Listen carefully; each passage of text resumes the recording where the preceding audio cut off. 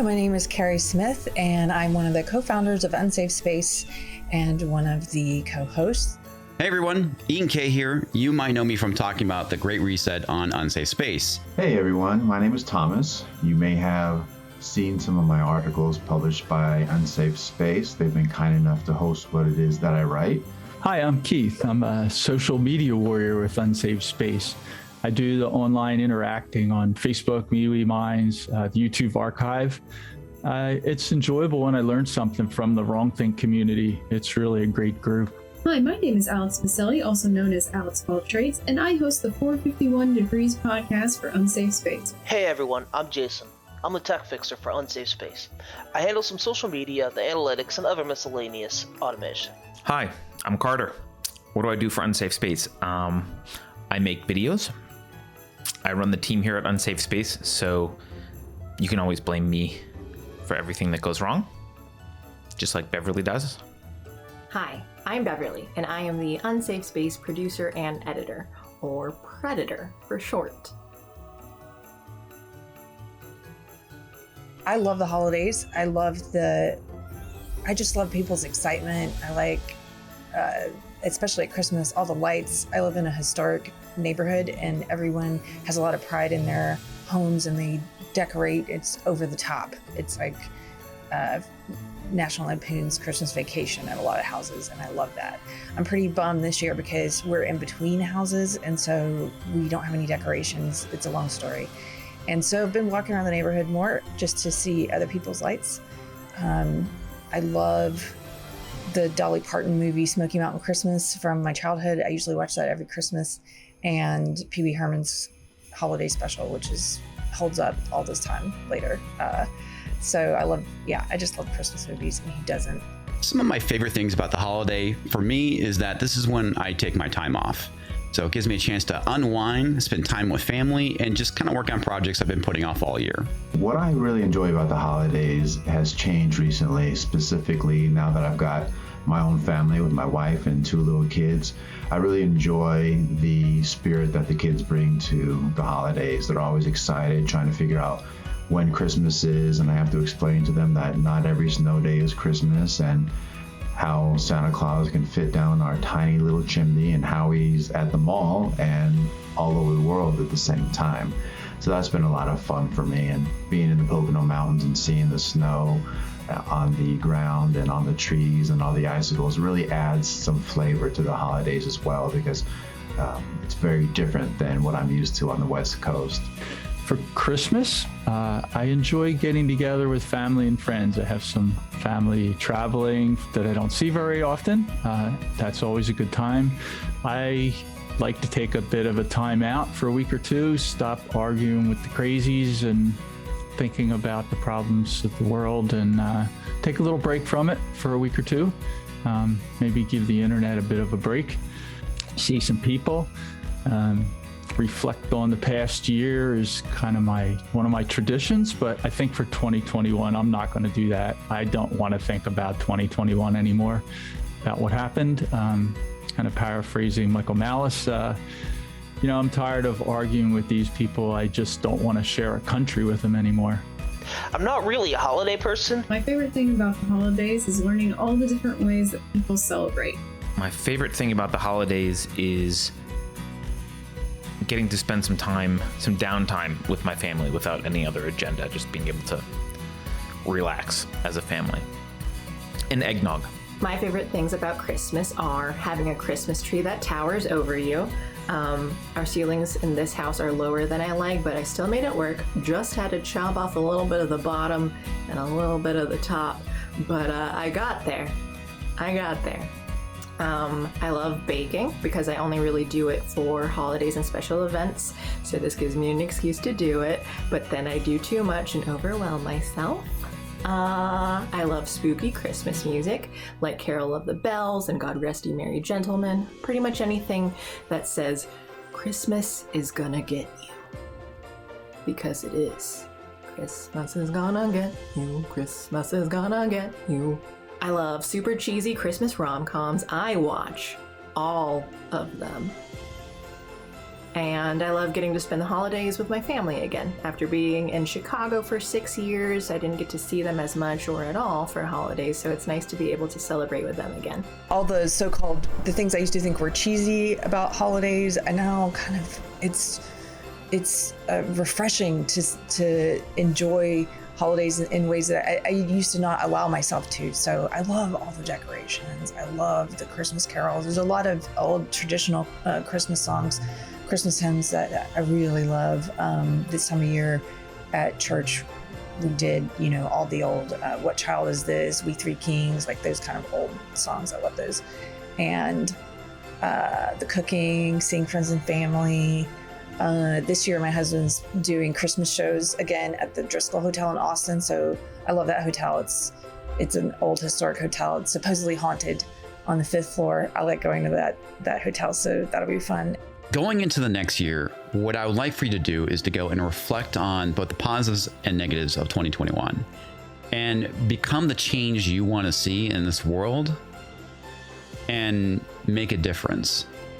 A message I'd like to give you for New Year's is that we are in this together, working for principles we believe in. But even I have to admit, it's a bit of a Christmas miracle that so many people, both in our audience and the larger population, are standing up for their rights. So to that end, I say, carpe diem the jingle bells out of this upcoming year. They don't own you, and they can't make you submit.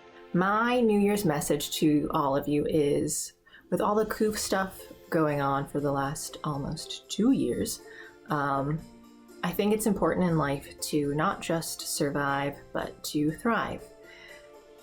If you're just going to live in fear and hide away from the world, then what's the point? I have friends and some family who I think are doing that and holding themselves back from doing things that they normally would do, and it makes me sad while I'm out there living normally, which, to be fair, I'm antisocial, so I don't do a ton, but when I do, I'm living it up. I'm living large. But yeah, so I just think life is full of risks, and life is too short to waste it. So you should go out there and live yours.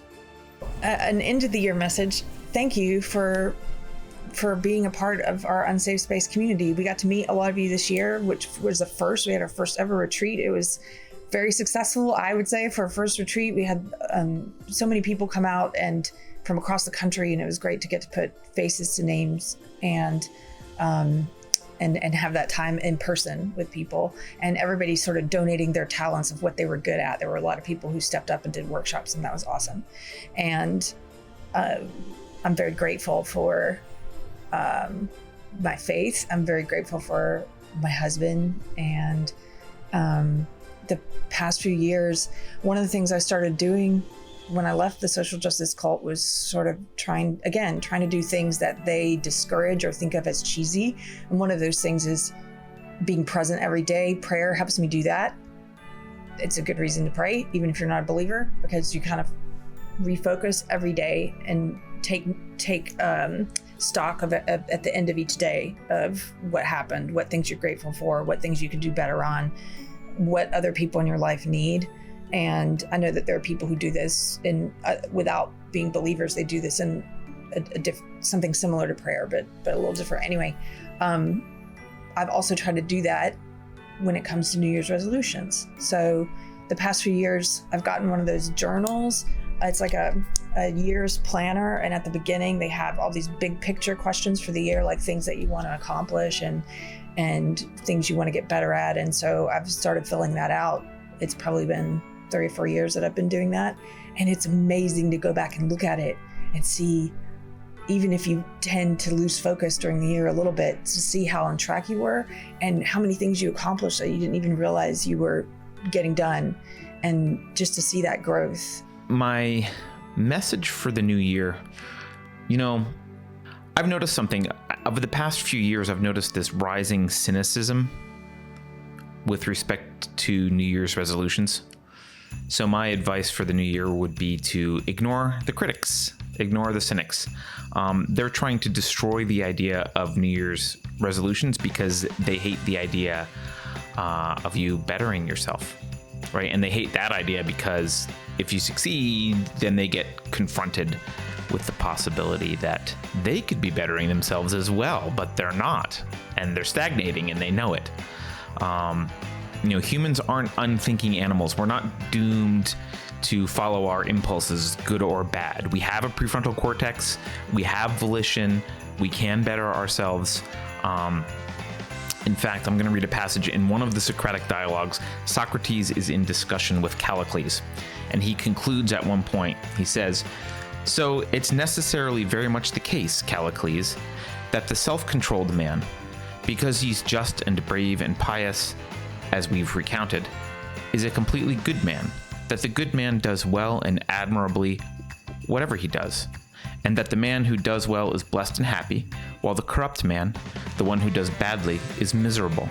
And this would be the one who's in the condition opposite of that of the self-controlled one, the undisciplined one, whom you were praising." So don't let the cynics convince you to give up on your New Year's resolutions.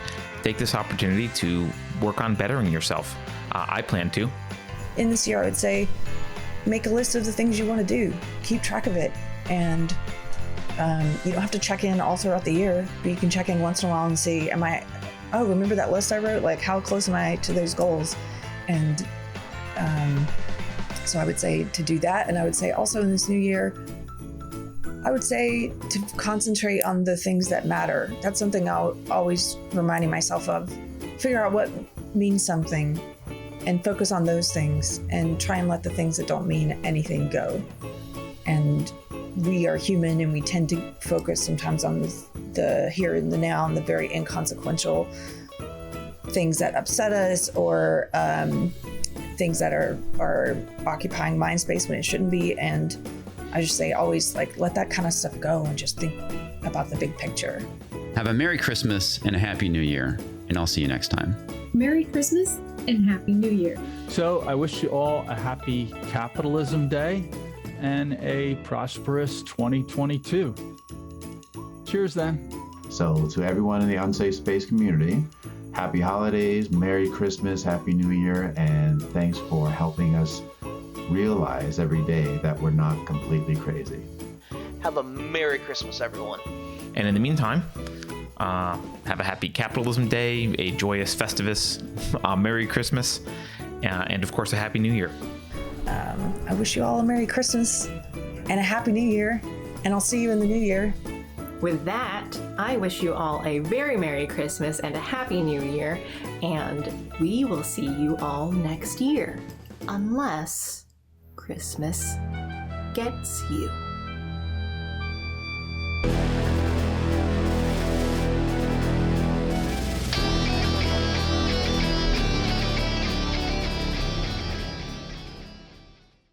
Hey, Merry Christmas. Merry Christmas. Merry Christmas. Merry Christmas.